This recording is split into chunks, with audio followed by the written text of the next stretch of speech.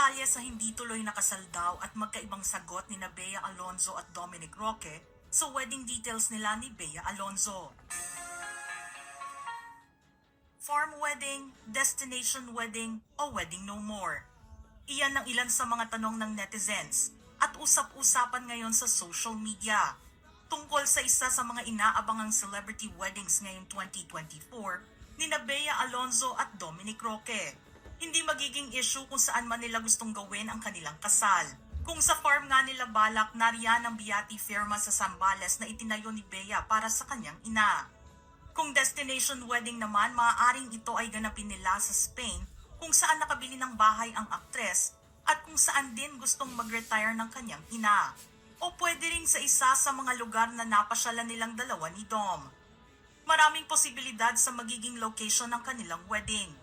Kaso nga lang dahil wala pang konkretong detalye ang nailalabas sa publiko, matunog na ngayong pinagpepiestahan ang balitang baka hindi na matuloy ang kahit na ano rito.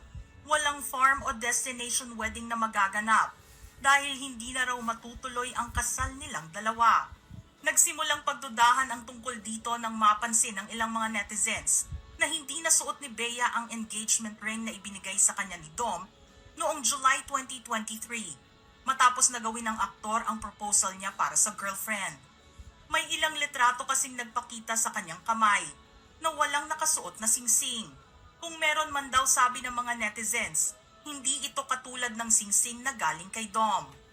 Sa latest vlog na ipinakita ni Bea sa kanyang YouTube channel, masaya pa silang nagbakasyon ni Dom sa Japan na binisita ang Sapporo noong winter season. Makikita rin na nag-e-enjoy sila sa kanilang bakasyon bilang engaged couple bago nila gawin ang pag-iisang dibdib. Pinuntahan din nila ang sikat na Mount Muiwa kung saan pwede silang magkabit ng love locks. Ginawa naman nilang i-lock ang kanilang pagmamahalan sa nasabing lugar at itinapon na rin ang susi dahil wala nang makakapaghiwalay pa sa kanila.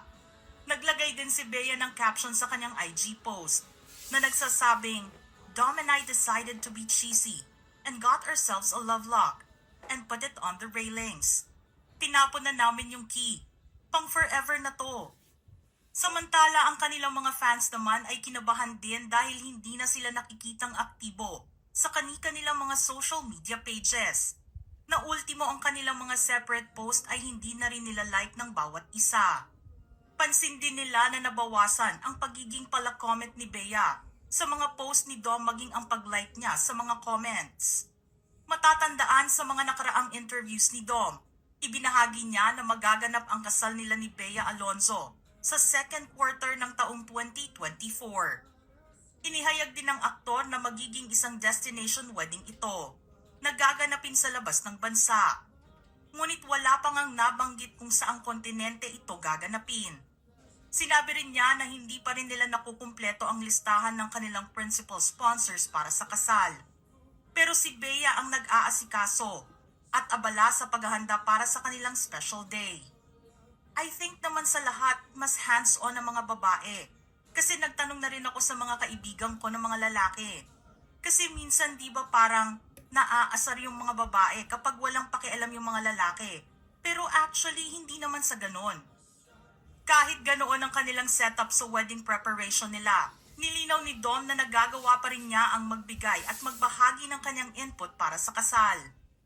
Bago naman matapos ang taong 2023, muling nakapanayam si Dom at sinabi niyang magsisimula na silang maghanda ni Bea para sa kanilang kasal sa pagpasok ng 2024. Pero kung noon ay nasabi niyang isang destination wedding ang kanilang gagawin, ngayon ay sinabi ng aktor na sa labas ng Metro Manila ito idadaos.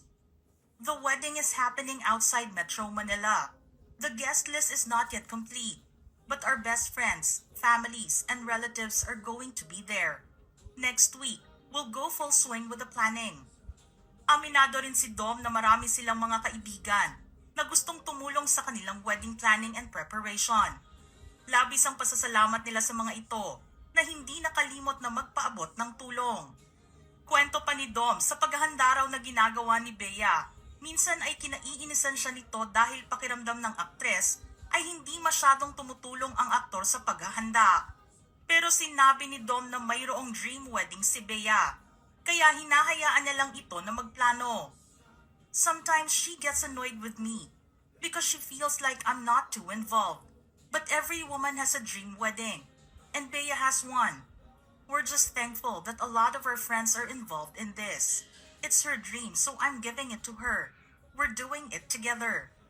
Subalit nang makapanayam naman si Bea recently, sinabi nito na wala pa daw plano sa kanilang wedding ni Dom. Sinabi rin nito na dapat daw yata ay lalaki ang nagpaplano nito. Dagdag pa niya, I think yung relationship is always a two-way street. Hindi lang pwedeng lalaki. We are always pushing for equality. Equality means pati yung effort equal. Pero iginiit naman ni Bea na sa relasyon nila ni Dom, walang mas nag-e-effort o mas hindi nag-e-effort. Tikom nga ang bibig ni Bea at tila walang mailabas na detalye sa kanilang kasal. Noong mga naunang interview ng aktres, sinabi nito na wala pa silang petsa at hindi rin nila alam kung saan gagawin ang wedding. Sinabi lang niya na matutuwa ang kanyang ina kung ito ay mangyayari sa kanilang farm sa Zambales. Pangarap naman niya ang magkaroon ng intimate wedding. Pero naisip naman niya na hindi posible na mangyaring maging intimate ang kanilang kasal. Dahil sa sobrang dami nilang mga kaibigan, both showbiz and non-showbiz. Aniya, gusto ko talaga intimate wedding ever since I was a little girl. Kapag nag-iisip kami ni Dom ng guest list pa lang, parang ang dami pala naming friends. Kasi si Dom extrovert siya. Ang dami niya talagang friends. Ang dami niyang group of friends. And ako, I have a small circle of friends. But outside of that circle, ang dami ko ring mga acquaintances. Ang dami kong mga nakatrabaho. I've been in this business for 22 years. Ang hirap niya talagang i-dilute into a very small number. One thing I'm sure about is that it's going to be amazing. Cause I'm gonna be marrying the love of my life. Maaalala naman na maraming duda sa gagawing pagpapakasal ni Bea at Dom. Naglabasan nga ang kanilang mga bashers noong gawin ng aktor ang proposal niya sa aktres. Pinangunahan ng mga ito ang kwento ng kanyang love life kasama si Dom. Ang ilan kasi sa kanila ay nagsasabing hindi mauuwi sa kasalan ang relasyon nila dahil maghihiwalay din ang mga ito. Nagtatagal naman nga daw ang mga relasyon ni Bea, pero hindi nila maintindihan kung bakit nauuwi pa rin ito sa hiwalayan. Gayunpaman umaasa pa rin ang kanilang mga fans na matuloy ang kanilang kasal at maayos ang kung ano man ang kanilang pinagdadaanang problema ngayon. Nais pa rin kasi nilang makitang maging masaya ang love life ng aktres at magkaroon ito ng sariling pamilya kasama si Dominic Roque. Mga ka-showbiz peeps, ano ang inyong reaksyon sa ating paksa ngayon? Just type in your thoughts in the comment section below.